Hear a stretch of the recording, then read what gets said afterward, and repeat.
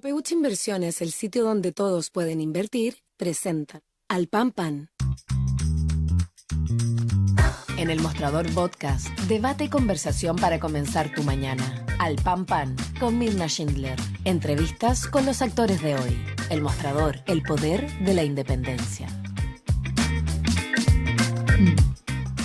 Hola, ¿cómo están? Muy buenos días. Comenzamos el último capítulo de la semana aquí en Al Pan Pan por elmostrador.cl, donde vamos a estar analizando la remoción de la ministra Ángela Vivanco de la Corte Suprema, como la sentencia, ¿no es cierto?, va enumerando los puntos que por unanimidad fueron apoyados, ¿no es cierto?, y aprobados por el Pleno de este máximo tribunal. También vamos a estar analizando el nuevo fracaso de un intento de acusación constitucional en el Congreso, esta vez respecto de la ministra del Interior. Así es que tenemos harto material para conversar con Juan Diego Montalva, editor del newsletter Más Política del Mostrador. Pero ahora nos vamos a detener en los detalles que ha tenido esta presentación del proyecto del gobierno para establecer un nuevo sistema de financiamiento para la educación superior, y ya las críticas que han surgido de parte, particularmente de rectores de las universidades privadas o universidades públicas, pero que tienen connotación más privada, como por ejemplo lo es la Universidad Católica de nuestro país. Así es que vamos a estar conversando ya inmediatamente con el subsecretario de Educación Superior, Víctor Orellana. Subsecretario, ¿cómo le va? Gracias por estar con nosotros esta mañana. Muy buenos días, Mirna, un gusto estar con ustedes. Subsecretario, quiero partir al tiro por las críticas, después vamos a ir haciendo la bajada del proyecto, las dudas que hay, pero quiero partir porque fíjese que estaba leyendo una columna del rector de la Universidad del Desarrollo, Federico Valdés. Quiero entrar en el siguiente punto, que esto es lo que plantea él en una columna en el Mercurio, pero se suman otras voces que han señalado que al establecer un tope de 8%, ¿no es cierto?, que sería el descuento que se le haría al egresado o egresada una vez que comience a recibir ingresos. Dice, esto significa finalmente un impuesto o una reforma tributaria mal camuflada, porque dice que además, dice él en su argumentación, esto podría llegar a convertirse en un 34% si se suma que del 10% adicional se va a subir a 16% la cotización por efectos previsionales, ¿no es cierto? El subsidio de cesantía, dice el del 3%, y la contribución a la salud, un 7%, que deberá sumarse, dice él, a este nuevo impuesto a la renta del 8%. ¿Qué opina? Se ha planteado en esos términos. Bueno, primero, este es un país de amplia libertad de expresión y yo creo que es importante que estos debates se den, ¿eh? Pero lo que dicen la opinión experta es que los impuestos son mandatorios y no vienen vinculados a una contraprestación de un servicio. Dos condiciones que no se dan en este caso. Primero, este es un instrumento que es voluntario. Esto significa que las familias, si lo desean, pueden pagar su educación y no tienen la obligación luego los estudiantes o las personas cuando son profesionales o técnicos de retribuir. En segundo término, acá hay una contraprestación clara, ¿no? Que es un servicio de carácter educacional. Por lo tanto, nos parece que esto no puede ser catalogado como un impuesto. Lo que ocurre es que la retribución se recauda a través de el sistema tributario, que es otra cosa, pero eso también ocurre, por ejemplo, con la contribución en salud o con otro tipo de, digamos, obligaciones de contribución y retribución, a las cuales nadie se le ocurriría denominar impuestos, ¿no? Por lo tanto, y luego la preocupación respecto del tope del 8% es menor, que 8% para poquitos casos, ¿ah? Para la gente que gana más de 3 millones de pesos, para la gran mayoría es 7%. Sigue siendo menor al tope que tiene el crédito con aval del Estado. Es decir, nos parece que es una situación en lo que estamos ofreciendo un instrumento, mejores condiciones para las personas que el crédito con aval del Estado. Y es paradojal, dado que el hecho de que el cobro sea a través de un mecanismo automático y mucho más seguro, ha sido precisamente una de las demandas que ha tenido el sector, digamos, al cual uno podría identificar en el panorama político, al rector Valdés, digamos. Y de ahí que nos parezca que ese tipo de planteamientos, que son por supuesto legítimos, no necesariamente sean digamos, correcto desde el punto de vista técnico. Esto no se trata de un impuesto ni tampoco es un crédito, es un instrumento específico, su nombre técnico es fondo revolvente y es una obligación de retribución que se adapta a la trayectoria de las personas. Sí, a ver, subsecretario, para todos los que nos ven y nos escuchan a esta hora, le pediría que me ayude a entender entonces, porque esto se ha planteado en la propuesta del gobierno, cómo se va a descontar este 8% o menos, tal como usted ha señalado, una vez que el alumno, una vez que el egresado, ¿no es cierto?, comienza a recibir ingresos. A ver, ¿cómo va a Bueno, operar exactamente el sistema? ¿cómo opera el sistema? Mire, hoy día usted, si usted está dentro del 60% de hogares de menores ingresos, tiene la política gratuita. La pregunta es qué pasa si no, qué pasa con la clase media, que es gente que no es millonaria, de mucho esfuerzo y que hoy día no puede acceder a la política de gratuidad. Nosotros ofrecemos un sistema que para la mayoría de los casos, en este nuevo instrumento, las personas estudian sin desembolsar pago mientras están estudiando, por matrícula de arancel. La única situación en la que las universidades o instituciones de educación superior pueden ejercer un cobro es a las personas del 10% mayores ingresos. ¿Eh? Ahora, de todas maneras, a esas personas el copago sería más bajo que lo que están actualmente pagando. Entonces, a cualquier situación va a beneficiar a las familias. Luego, un año después de finalizados sus estudios, las personas comienzan a retribuir durante un tiempo proporcional al tiempo que estudiaron por un máximo de 20 años.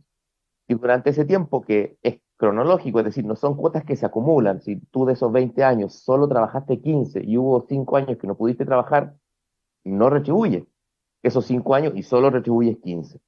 Y el monto de la retribución va variando de respecto a tus ingresos. Cuando las personas recién se incorporan al mercado laboral, no tienen los ingresos más altos, eso está estudiado, ¿no? Uno va creciendo en sus ingresos hasta los 35, 40 años en que más o menos se estabiliza el ingreso de las personas, ¿no? Pero en los primeros años de esfuerzo, de trabajo, tú vas incrementando a poco tus ingresos y por lo tanto, este es un sistema que cuando tú tienes ingresos bajo el salario mínimo hoy día fijado en 500.000 pesos, o sea, bajo 500.000 pesos, no retribuyes y luego retribuyes en un componente proporcional a tu ingreso que va creciendo, que parte en el 0 y tanto por ciento y llega al 7%.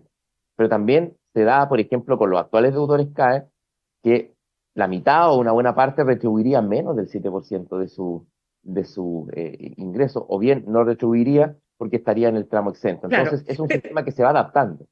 Ya, pero déjeme entender lo siguiente. Se supone que la persona, por ejemplo, si es empleada y tiene un contrato laboral, ¿cómo se va a garantizar que se le descuente como por planilla, ¿no es cierto?, de Tal su cual, contrato es por laboral. planilla, tal cual, es Ya, por planilla en los dependientes y por ya. declaración de impuestos y operación renta en los independientes. Y por eso perdón, por eso que la crítica dice que al hacer por operación renta, en un fondo es un impuesto velado, Claro, ¿no? pero eso es lo que plantean algunas personas, pero eran los mismos que nos planteaban que tenía que haber un mecanismo de recaudación, digamos, un mecanismo de recaudación automático y mucho mejor y mucho más eficiente como este. De hecho, en todas las conversaciones del proceso prelegislativo que tuvimos con la oposición, este aspecto del nuevo sistema se nos encontraba positivo. Yo creo que la discusión tiene que ver con otra cosa que tiene que ver con que este no es un sistema de crédito, es decir, tú no quedas con una deuda, con un monto y con un capital e intereses, ¿no? Como son los créditos, sino que quedas con una obligación de retribución que es variable. Un monto, cuando tú contratas un crédito, tú sabes cuál es tu monto de deuda y si lo pagas o no, digamos, y cómo eso se va, digamos, consolidando en el tiempo. Acá tú tienes una obligación de retribución no vinculada a un monto, sino a un tiempo proporcional de retribución, a su vez proporcional a la cantidad de tiempo que estudias. Ya, lo que quiero también entender, subsecretario, es lo siguiente, porque como no va a pagar el 90% de los estudiantes que accede a crédito, solo va a pagar el 10% más, comillas, rico, ¿no es cierto? En el fondo, esa plata que pone el Estado y que se la pasa a las universidades, ¿de dónde sale?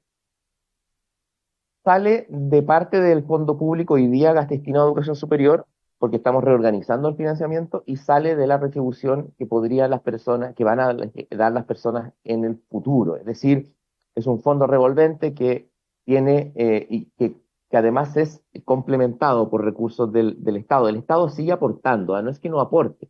Lo que pasa es que el subsidio va a ser mucho menor al que aporta con el crédito con aval del Estado y por lo tanto, ante la comparación de lo que gastamos hoy día, como lo ha indicado el Ministerio de Hacienda, nuestro sistema comienza a ahorrar ya desde el segundo año de operación y en torno a una década le ahorra al fisco más de 3.000 millones de dólares, un punto porcentual del PIB. Es decir, es un sistema que sigue complementando con apoyo público, pero que también recibe una mayor recaudación por parte de las personas, en una recaudación que se adapta a la trayectoria de vida de la gente, ¿no? Sí, subsecretario, ustedes han dicho insistentemente desde que fue establecido el CAE como mecanismo para acceder a la educación superior a través de créditos, el Estado ha desembolsado 9.000 millones de dólares. Y eso es parte de la discusión que ha generado, por supuesto, y la necesidad, tanto así que la propia Magdalena Piñera, hija del presidente Sebastián Piñera, señalaba que su padre había propuesto algo parecido a este sistema y que se habían ahorrado 12 años o 10 años si es que se hubiese acogido esa petición. O sea, ¿qué quiero decir con esto? Que hay un consenso, que el Sí. CAE, así como estaba, en general, yo diría que consenso, hay otros que dicen que el CAE tiene que seguir, pero lo que le pregunto es lo siguiente, porque ¿es verdad que si se hubiese acogido ese proyecto en su minuto, tendríamos una situación mejor hoy día? Mire, es que ese proyecto recibió muchas críticas del propio sector de Sebastián Piñera, en gran medida porque en ese entonces el consenso de superar el CAE no estaba tan establecido como hoy día, ¿no? El CAE todavía contaba con importantes defensores. Hoy día no es que no los tenga, también los tiene, pero no tiene mayor impacto en la opinión pública y en la escena política. Ahora, sí hay un tema que a mí me gustaría rescatar de lo que usted plantea, Mirna, que es lo Ujú. siguiente, que hay un consenso y por lo tanto hay puentes para dialogar entre oposición y gobierno. Este es un proyecto que no es un proyecto de un puro sector, esto es importante señalarlo, este es un proyecto de interés nacional que lo hemos realizado donde hay distintas orientaciones, distintas en su trámite parlamentario, donde finalmente todas estas críticas se tienen que plantear y tenemos Claro. como país que encontrar un consenso. Déjeme contarle también, siguiendo, porque yo le mencionaba la columna del rector de la universidad del desarrollo, Federico Valdés, pero fíjese que hay otros rectores. Por ejemplo, leía también la opinión del presidente de la Corporación de Universidades Privadas, el rector de la Universidad Central, Santiago González, y se suman otros rectores de las universidades privadas que dicen lo siguiente: lo que ocurre acá es que aquí va a haber un problema con el llamado arancel de referencia. Porque recordemos, hay el arancel de referencia, ¿no es cierto? Y el arancel real que cobran las universidades. Hasta Arancel ahora, regulado es el nombre técnico, arancel ok, regulado. perfecto, usted me lo explica mejor, pero en definitiva lo que ellos dicen es que hasta ahora todos los deciles, es decir, después es decir, como dice usted, el 7, el 8, el 9 y el 10, es decir, todos aquellos que no pagan gratuidad, hablemos lo más fácil, ellos pagan la diferencia que no cubre el Estado.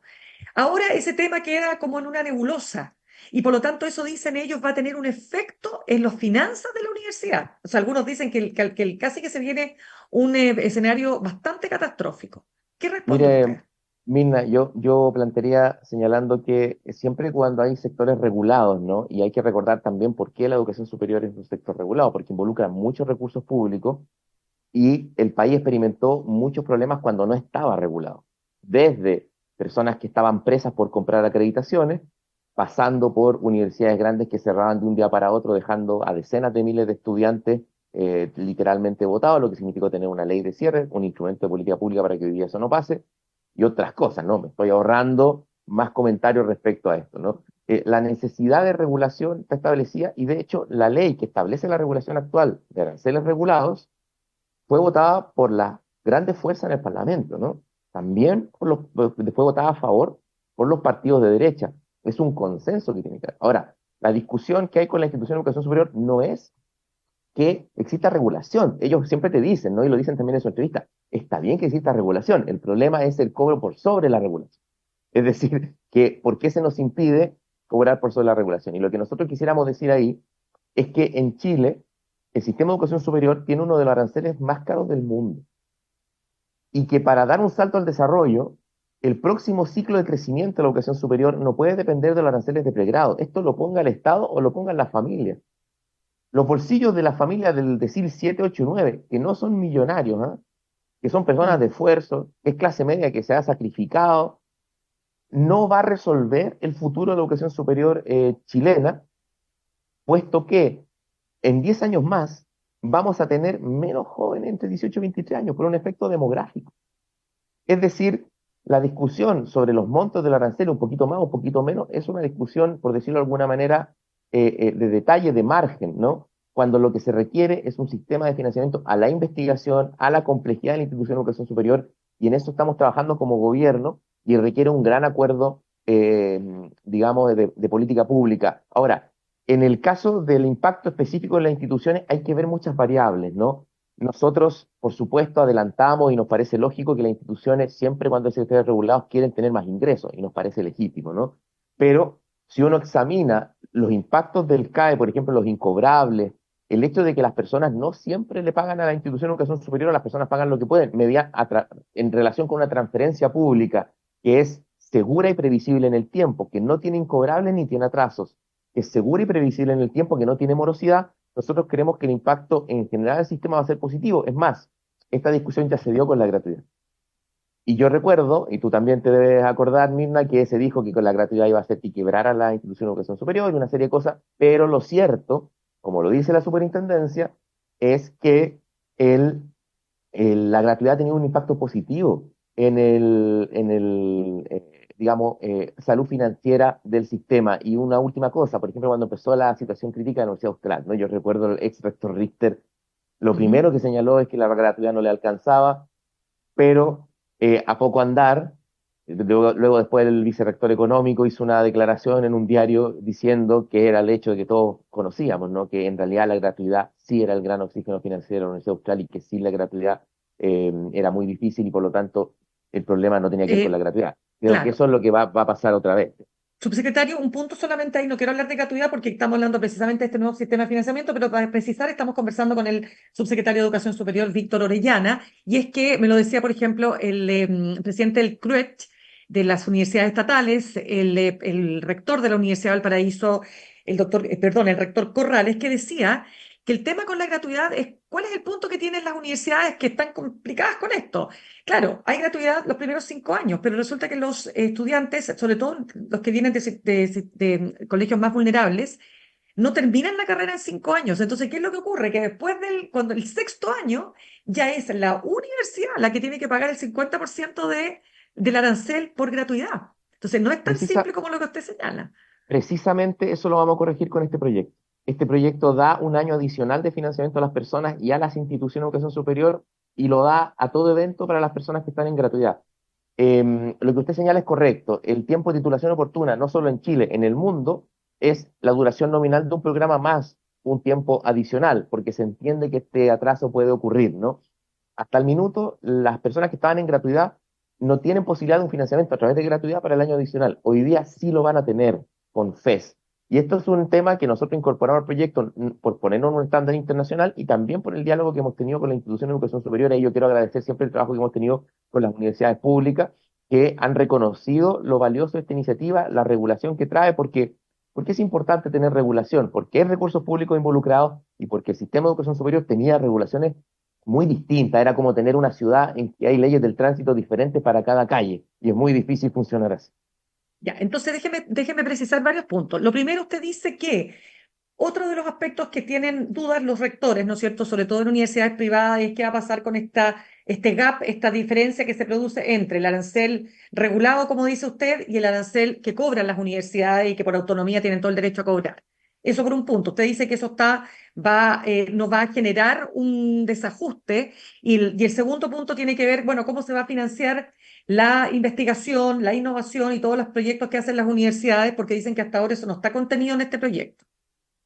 Bueno, hemos llevado adelante una política a través del Ministerio de Ciencia, y esto es importante, porque los países en vías de desarrollo, que alcanzan mayores niveles de desarrollo, han construido una institucionalidad para el desarrollo del conocimiento, en nuestro caso el Ministerio de Ciencia, y nosotros trabajamos estrechamente junto a ellos, y el Estado ha comprometido un financiamiento creciente por esa vía, dado que, como yo le señalaba, los aranceles de pregrado, o sea, la formación profesional, la licenciatura y el título profesional, es una fuente de financiamiento que incluso por un fenómeno demográfico va a tender a disminuir en el largo plazo, ¿no? La composición de ese monto en financiamiento completo de la educación superior va a experimentar una disminución relativa, ¿no? En términos del monto global. No es que tengan que bajar necesariamente los aranceles, al revés, los aranceles suben y de hecho han subido en la última década un 30% sobre la inflación. Cualquier sistema de cambio de financiamiento, cualquiera, va a producir un escenario de alteración de los recursos de las instituciones. Para nosotros, en términos generales, eso va a ser en términos positivos, es decir, va a haber mayor oxígeno financiero en las instituciones, pero puede ocurrir el evento de que la regulación arancelaria, en la medida de que ve costos y ve calidad, puedan haber instituciones que tengan aranceles por encima de lo razonable de su costo y de su calidad. Y claro, ahí tendría que haber una situación de ajuste, dado que se trata de aranceles que no pueden, de manera racional, explicarse por costos y calidad, que son las variables que toma la regulación haciendo un proceso de consulta. Es muy importante explicar cómo funciona. Nosotros vamos a la institución y le decimos cuánto gasta, qué calidad tiene, cuáles los costos directos e indirectos, por ejemplo, en infraestructura, en su sede central, digamos, en su casa matriz, etcétera, etcétera, etcétera. ¿Cuál es el impacto de tener una institución a nivel regional? No cuesta lo mismo tener una universidad que investiga en Magallanes que tener una universidad que investiga en Santiago o en Concepción, y así, digamos, y todo eso se va consolidando, se van estableciendo polinomios, y eso deriva en un monto de aranceles para grupos de carrera que, por supuesto, cuando hay una universidad que tiene aranceles que no se corresponden necesariamente con sus costos y con su calidad, puede haber una necesidad de ajuste, pero nos parece que en general, en la medida que los aranceles regulados estimulan la calidad y estimulan la complejidad, esto va a ser sano para el sistema, dado que va a establecer un estímulo a la institución de educación superior para su mejora y para su complejización, que es también Claro. lo que nos interesa.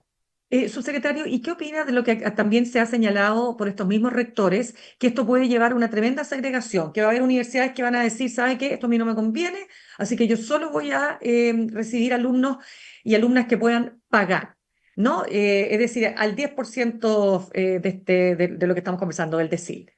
¿Qué va a pasar ahí? Porque ese es un punto que ellos han planteado con mucha preocupación. Bueno, yo le diría que primero la educación superior es un espacio mucho más, entre comillas, mezclado que la educación escolar, ¿no? Y estos son estos fenómenos solo de Chile, ¿no? Esto pasa en todo el mundo.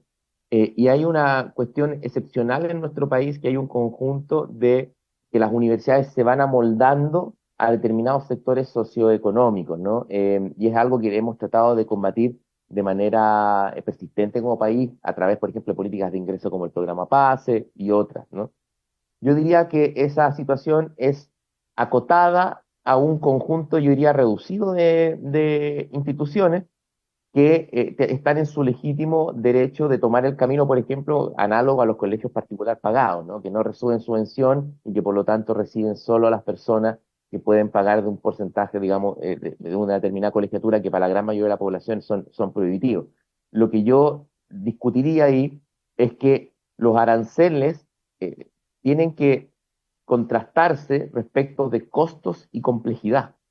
Es decir, supongamos, yo tengo una institución que cobra, voy a poner un ejemplo, ¿no? La Universidad de Concepción, que tiene aranceles relativamente bajos, que es tremendamente productiva en términos científicos, que está liderando áreas a nivel internacional, no solo nacional. O sea, la Universidad de Concepción es un referente a nivel internacional. Ujú. ¿Por qué va a haber una casa de estudio con aranceles el doble, el triple o el cuádruple de la Universidad de Concepción que produce menos complejidad? En base a qué precepto racional se puede defender aquello, ¿no? Y por lo tanto, el Estado no puede estar obligado a concurrir con aranceles que no tengan una explicación basada en costo y en complejidad. Esto no significa que esas instituciones sean malas o buenas, yo no me entro en ese calificativo, sino que tiene que haber una medida racional para el aporte que hace el Estado. De lo contrario, vamos a seguir, entre comillas, con equilibrios de mercado. Y le pongo un ejemplo por qué los equilibrios de mercado no son buenos en esto. ¿Mm? El arancel de pedagogía. Por distintas razones, por digamos, la observación que hace la sociedad de la pedagogía, hoy día los aranceles de la pedagogía son bajos y no cubren los costos.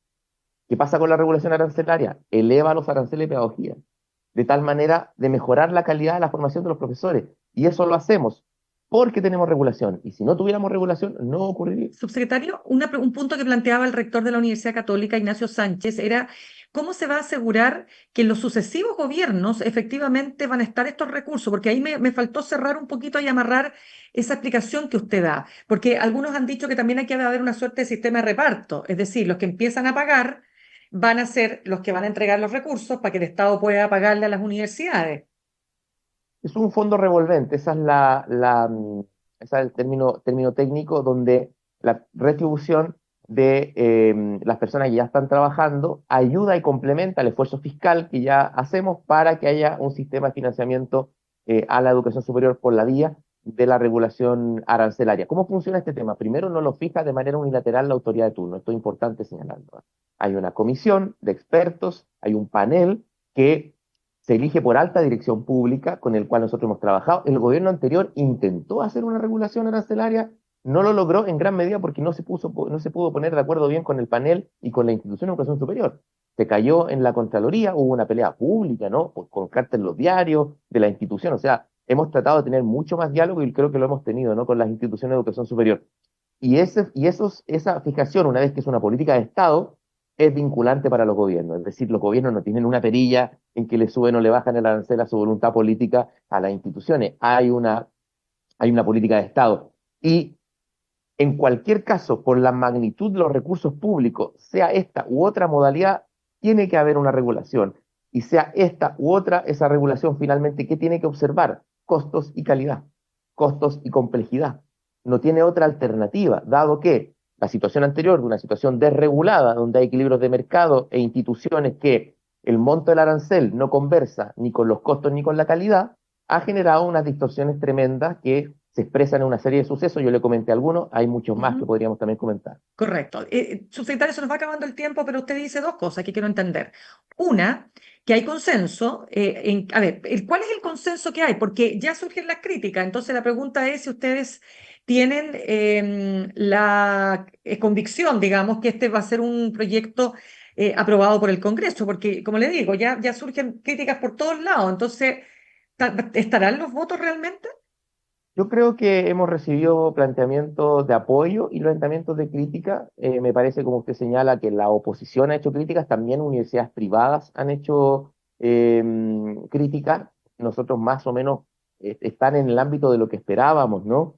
Las universidades privadas han señalado que más allá de que no hay problema con esta regulación, que el problema es el copago, y probablemente van a ir a plantearle al Parlamento que tiene que haber copago. Se da la situación que los estudiantes, por ejemplo, consideran que no debe haber copago, y me imagino que también los estudiantes van a ir al Parlamento a plantear que no debe haber copago, y yo insisto con este punto, que podemos enfrancarnos en una discusión por el tema de los aranceles y el copago, cuando el futuro de la educación superior no está en el crecimiento de la matrícula, en el crecimiento de los aranceles, porque ya gastamos en educación superior más que el promedio de la OECD, en un gasto fundamentalmente destinado a aranceles, y las personas ya pagan todo lo que pueden pagar. Es una discusión que no tiene una resolución nítida. Acá lo que se requiere es heterogeneizar la fuente de financiamiento para un sistema de educación superior en el futuro con más posgrado, con más investigación, con más calidad y no necesariamente con precios unitarios más altos de Claro. unidades que van a disminuir de manera estructural en el tiempo por un fenómeno demográfico. Subsecretario, pero para entenderlo aún mejor, ¿cuál fue el sentido de quitarle el copago a los percentiles 7, 8 y 9? Primero hay una preocupación por las familias, porque las familias de clase media en Chile que tienen que pagar y que no caen dentro de las políticas que tienen algún grado de focalización, ¿no? Que siempre pasa esto, digo, chuta, yo soy demasiado rico para el Estado, pero demasiado pobre para la realidad. Nosotros queremos trabajar y estar con esa gente porque no son millonarios, porque la clase media que estudió y que fue la primera generación profesional es de mucho esfuerzo y es la fuerza que saca adelante también nuestro país, que emprende, que innova, que resuelve problemas en distintos ámbitos productivos, y quisimos estar junto a ellos y decirle, podemos hacer un sistema que te aliviane la carga porque creemos que el equilibrio de mercado de los aranceles no tiene solución de continuidad con la calidad y la complejidad de nuestro sistema. Es decir, tenemos un sistema de aranceles muy altos en algunos casos, y no estoy hablando de la Universidad Católica, que está muy bien, y estoy seguro que hace un tremendo aporte al país, ¿no? Yo creo que no estamos hablando de las universidades tradicionales, de las cuales no tenemos conciencia de su calidad y su aporte. Estamos hablando de un sistema que creció en aranceles, no necesariamente asociado a calidad y complejidad, y nos parecía que eso había que abordarlo como país, y no podían ser los bolsillos de la clase media los que sustentaran, por una parte, estas diferencias entre calidad, complejidad y aranceles, ni tampoco van a ser los bolsillos de la clase media los que van a resolver el problema de la investigación y la complejidad de la institución de educación superior. ¿Que hay espacio de mejora? Por supuesto, siempre lo hay. Como ha señalado la rectora de BES, el 60% de las carreras está todavía por regularse. Estamos iniciando ese proceso y estamos trabajándolo con las instituciones. Estamos con total disposición a que esto reconozca. Y, por ejemplo, lo que nos pide las universidades de mayor investigación es que esto precisamente reconozca la complejidad, ¿no? Y vamos a trabajar para llevar adelante de la mejor manera posible este proceso. Subsecretario, cortito, por ejemplo, los estudiantes actuales del CAE, ¿pueden seguir en el CAE si así lo quieren y no entrar en este nuevo sistema? Pueden seguir en el CAE si lo quieren, lo que pasa es que ellos luego su compromiso de pago van a tener que hacerlo con el fisco, dado que el fisco va a entrar en una negociación obviamente paquetizada con la banca para absorber estos créditos. Ahora, esto es importante, las personas pueden, las que son voluntarias pueden seguir con su deuda, y las personas que tienen garantía ejecutada, que están ya en el ámbito laboral o están con obligación de contribución, pasan automáticamente a este plan, toda vez que su deuda está en poder del fisco, pero también tienen una posibilidad de salir si así lo desean. Por supuesto, la tesorería, esperamos, llegue a un acuerdo con ella en términos de planes de pago. Eso está en la ley, teniendo la tesorería las capacidades, como la tiene hasta el día de hoy, para ejercer los cobros correspondientes. Sí nos gustaría que la mayor cantidad de gente ingrese al plan, porque el plan le da muchas mejores condiciones a las personas que es lo que tienen hoy día con el CAE. Ya pues, subsecretario Víctor Orellana, subsecretario de Educación Superior, muchas gracias por haber estado con nosotros esta mañana. Muchas gracias. Que esté muy bien. Vamos a saludar a nuestros auspiciadores. Ahorrar cotidianamente se puede y de forma organizada, rápida y online con Ahorrando, la nueva funcionalidad de tu app Coopeuch, en donde puedes programar ahorros de manera fácil y entretenida, eligiendo tus propias reglas y metas. Haz que el ahorro sea parte de tu vida con Ahorrando de Coopeuch. Más información en coopeuch.cl. Nos vamos al corte y al regreso. Todo lo que tienes que saber sobre la remoción de Ángela Vivanco, el fracaso de una nueva acusación constitucional en el Congreso, con nuestro editor del newsletter Más Política del Mostrador, Juan Diego Montalva. En instantes, una nueva entrevista en Al Pan Pan con Mirna Schindler por El Mostrador Podcast, el poder de la transparencia.